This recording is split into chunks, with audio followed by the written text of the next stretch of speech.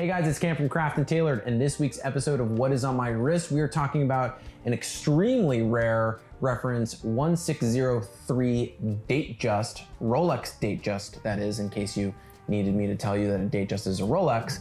But this is a really cool and very special watch. I'm very excited to talk about this because a reference 1603 is kind of a utilitarian, commonly readily available watch, right? It's a Datejust. I'm not trying to do the reference any kind of disservice. They're awesome watches. Matter of fact, the Datejust is one of our favorite watches ever produced by Rolex. And when I get the phone call, or when we get the phone call, hey, I need one watch and one watch only, what do you think I should get? My go-to watch is always a Rolex Datejust in steel, whether it be a 1601 or even like a 1603. We love the Datejust. It's an incredible reference range with a storied history, and they are awesome. So what makes this example of the reference insanely rare is that it has been produced at factory with a Freemason symbol at the 6 o'clock position on the dial. Furthermore, what makes it interesting is this is actually a linen dial. So it's a linen dial with a Freemason's logo located at the 6 o'clock position. And what's even cooler about this is the watch is full set. Inner, outer boxes, paperwork, and the watch also possesses an engraving on the back, which is really awesome. The watch is from 1971, possesses this Freemason's logo at the 6 o'clock position on the dial. It's also a linen dial, which is really cool. We love linen dials. And then on the back of the watch, which we'll provide some close-up shots of here, we actually have the lodge number as well as the date that the watch was gifted to the master of the lodge, which was John B. Grapevine. So really interesting watch from the perspective of it was owned by a lodge master by the name of John Grapevine. To see a Freemason's logo on the dial of a Rolex is very rare. There are only a few known examples that are floating around out there. And logo dial watches have kind of garnered a cult-like following over the years. We've had some really interesting watches in our shop that have had logos on the dial from factory. And you'll see logos like Pool Inadrill, you'll see Winn-Dixie logos, you'll see Coca-Cola logos. There are logo dials which are interesting. Most famously, the Domino's pizza logo dial, which is really interesting, but there are logo dials that are obviously much more rare and less seen than others, and the Freemasons logo is probably up there with probably being one of the most, if not the most rare logo to be ever produced at factory by Rolex. So in the 1600 series of Rolex Datejust in steel, we're not going to talk about gold or two-tone or anything else. We're just talking about steel. You basically have three different references, and the three different references always pertain to the bezel material used on that specific watch. So in a 1601, the bezel of that watch is going to be 18K, white gold, right? Or yellow gold if it's a two-tone.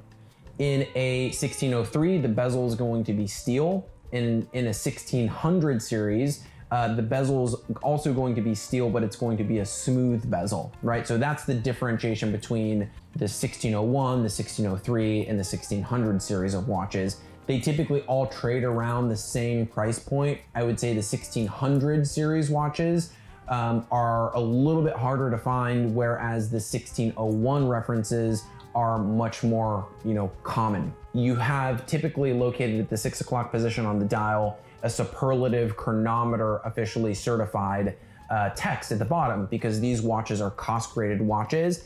And so when Rolex actually produced this, they had to reserve a certain number of dials that were ultimately going to have a logo or something at the 6 o'clock position that did not bear the superlative chronometer text at the 6 o'clock position of the dial. So really, really interesting. The watch was gifted by the lodge to John in 1971. The watch actually dates from 1971. Also really cool, the watch is a 2.6 million serial, right? So we've got the original punch papers here. We've got the inner Rolex wallet, right? We've got the chronometer certificate here. And then we also have this book here, which is also the chronometer certificate. And then in the back of that, we've got the guarantee, which is also punch, which is really cool, also from 71, as everything else is. The engraving, I'm not sure if I mentioned that already, is from 1971. The other interesting thing is that sometimes the authorized dealers would stamp in the back of the book when the watch was sold. So we have a faint 12 of 71. So the watch was sold in December of 1971. A little faint 1271 there. And then we've got our inner Rolex box here, or outer Rolex box, sorry, inner and outer Rolex boxes, which is cool. So the watch is full set. It possesses its inner, its outer boxes. It possesses the chronometer cert. It possesses the punched guarantee booklet, and then also the other booklet.